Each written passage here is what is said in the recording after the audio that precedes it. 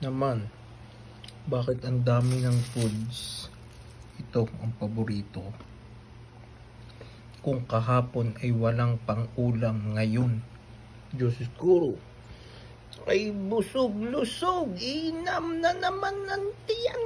Aray ko po. Alright. Tingnan natin mamaya mangyayari. Bye.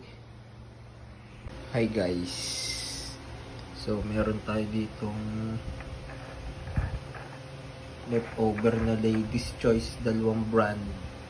May nakita akong repolyo. Hiniwa ko. Kumuha ko ng sibuyas. Bago cherry tomatoes. Ay di, alam nyo na mangyayari. Salad na naman ito. Alright. Oh! Aba, ay may sumili pang Sunmig flavored beer. Nako po. Shot po no, guys. Pampatulog. Bye. What's up? No? Mix natin ng maigi.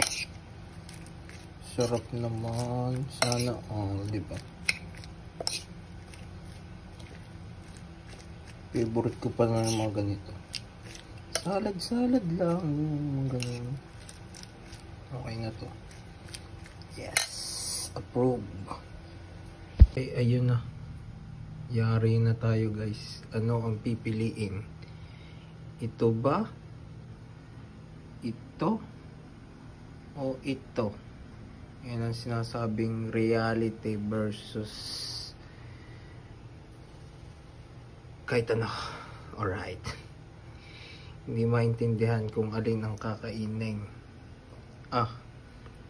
Dini tayo sa healthy living o sa high blood din. Meron din pansay.